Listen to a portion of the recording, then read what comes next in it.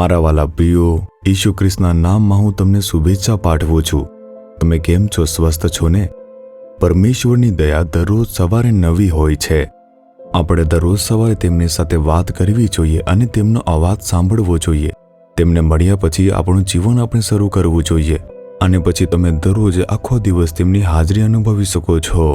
આપણે અનુભવશું કે આખો દિવસ તે સાથે છે અને ખુશીથી આપણે કાર્ય કરીશું. સારું, શું તમે આ ઘર વિશે વિચારી રહ્યા છો જેની સામે હું ઊભો છું? તે સ્કોટલેન્ડ દેશ છે જે યુનાઇટેડ કિંગડમની અંદર આવેલો દેશ છે. સ્કોટલેન્ડ. આ સ્કોટલેન્ડ દેશમાં ગ્લાસ્કો નામનું શહેરમાં બ્લેન્ટયાર નામનું સ્થળ છે. અને આ ઘર કોનું છે? જો તમે આમ પૂછો તો ડેવિડ લિવિંગસ્ટન નામના એક મિશનરી છે અને તે જે છે તેમને પાયોનિયર મિશનરી એવી રીતે નામ આપવામાં આવ્યું છે. તે આફ્રિકાના દેશની અંદર અંધારાવાળા વિસ્તારોની અંદર સુવાર્તા લઈ જવા માંગતા હતા, જ્યાં લોકો એકબીજા સામે લડતા હતા અને એકબીજાનું માંસ ખાતા હતા. તેવી જગ્યાએ લોકોની વચ્ચે પ્રકાશ બનવા માંગતા હતા. આમ તે સુસમાચાર પ્રચાર કરવા માંગતા હતા, ભલે ત્યાં રક્ષણ ન હતું. અને તે એક મિશનરી હતા જેમણે આ દ્રષ્ટિકોણથી પરમેશ્વરની સેવા કરી હતી. અને વર્ષ 1840થી લઈને વર્ષ 1873 સુધી તેમણે 33 વર્ષ સુધી પ્રભુની સેવા કરી હતી. અને આ તેમનું જ ઘર છે. આ તે જગ્યા છે જ્યાં જન્મ થયો હતો અને આ જગ્યા તે જ છે જ્યાં તે મોટા થયા હતા. અહીં એક કપાસનું કારખાનું છે. જ્યારે નાના હતા અભ્યાસ કરતી વખતે અહીં નોકરી કરતા. અને એટલું જ નહીં, જ્યારે તે 10 વર્ષના હતા ત્યારે તે દિવસમાં 14 કલાક કામ કરતા હતા. જોયું તે કેટલા મહેનતુ હતા. પરમેશ્વર ક્યારેય પણ આળસુને પસંદ કરતા નથી. પરમેશ્વર તેમને પસંદ કરશે જેઓ સખત મહેનત કરે છે. અને તે જે છે ચિકિત્સક હતા. તેમણે ડૉક્ટર બનવા માટે અભ્યાસ કર્યો. તે બાઇબલ પણ શીખ્યા અને તેમણે દવાનો પણ અભ્યાસ કર્યો હતો. અને આફ્રિકામાં એક તબીબી મિશનરી તરીકે લોકોની સેવા કરવા માટે ગયા.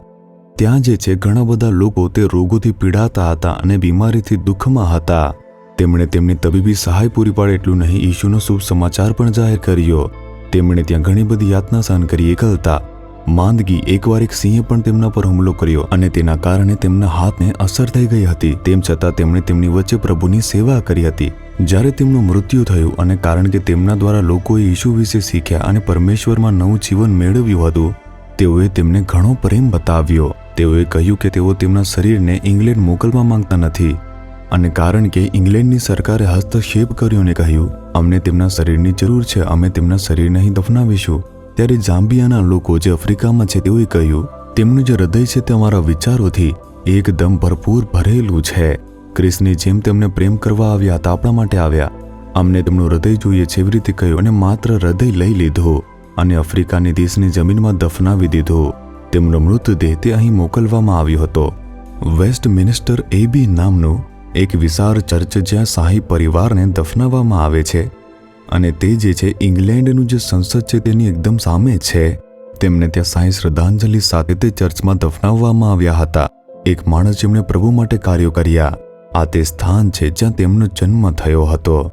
જ્યારે આપણે અહીં આવીએ છીએ, તેમણે પ્રભુ માટે કેટલો પ્રેમ બતાવ્યો, કેવી રીતે પોતાનું બલિદાન આપીને પ્રભુની સેવા કરી, તે જાણીને હૃદય પ્રભાવિત થશે. સારું, આ દિવસે પ્રભુ આપણા માટે શું વચન આપે છે આમ વિચારો છો? પુનર્નિયમની પુસ્તક 33મો અધ્યાય તેની 29મી કલમ જુઓ. પરમેશ્વર કહે છે, યહોવા જે તારી સહાયની ઢાલ તથા તારી ઉત્તમતાની તલવાર. પરમેશ્વર તમારી ઢાલ અને તલવાર છે. એવી રીતે આપણે આ વચનમાં જોઈ શકીએ છીએ. આ બે વાત પ્રભુનું વચન કહી રહી છે. આ ઢાલ અને તલવાર શું છે આમ વિચારો છો? તે દિવસોમાં યુદ્ધ કરતી વખતે, આ દિવસમાં યુદ્ધો અલગ છે ને. એક ખંડથી બીજા ખંડમાં મિસાઇલ છોડવામાં આવે છે. અને આજના સમયમાં વિવિધ પ્રકારના યુદ્ધો થાય છે, વિમાન દ્વારા હુમલા થાય છે. આજનો સમયકાળમાં આવો સમય આવી ગયો છે કે ડ્રોન દ્વારા પણ બોમ્બનો હુમલો થશે. પરંતુ તે દિવસોમાં જ્યારે તેઓ તેમના દુશ્મનો સાથે લડવા જતા, જમણા હાથમાં તલવાર હોય છે અને ડાબા હાથમાં ઢાલ હોય છે. જ્યારે દુશ્મન હુમલો કરે છે, ઢાલનો ઉપયોગ કરીને આપણે પોતાની જાતને બચાવીએ છીએ અને તલવારનો ઉપયોગ કરીને હુમલો કરીએ છીએ. પરમેશ્વર આપણા માટે આ બંને વસ્તુઓ છે. આ દુનિયામાં આપણા દુશ્મનો કોણ છે આમ વિચારતા હશો? લોકો આપણા દુશ્મનો નથી. એક અદૃશ્ય દુશ્મન છે અને તે છે શૈતાન. અને તે જે છે લોકોને આપણે વિરુદ્ધ ઊભા કરે છે. આપણને ખલેલ પહોંચાડવા, બીમારી લાવવા, ભય લાવવા, સંઘર્ષો લાવે છે. તે કોઈક રીતે આપણા પર હુમલો કરવાનો અને આપણને દબાવવાનો પ્રયાસ કરે છે. આપણે ઢાલથી પોતાને સુરક્ષિત રાખવું જોઈએ અને જેથી આપણે તેના હુમલાથી બિલકુલ પણ પ્રભાવિત ન થઈએ. આપણે પ્રાર્થનાની તલવારનો ઉપયોગ પણ કરવો જોઈએ અને તેના ઉપયોગ દ્વારા શેતાનના કાર્યનો નાશ કરવો જોઈએ. પરમેશ્વરે આ બંને વસ્તુઓ આપણા હાથમાં આપી છે. પ્રભુ આપણા માટે આ બંને વસ્તુઓ છે.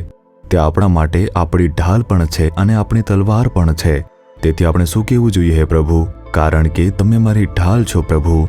દુશ્મન મને નુકસાન પહોંચાડી શકતો નથી. શેતાન ગમે તેટલા સંઘર્ષો લાવે, તે નુકસાન પહોંચાડશે નહીં. શા માટે ડરવું જોઈએ? તમે સંજોગો જોઈને શા માટે પરેશાન થાઓ છો? તમને નુકસાન થશે નહીં. પરમેશ્વર તમારી સાથે ઢાલ તરીકે ઊભા છે, તમારું રક્ષણ કરે છે.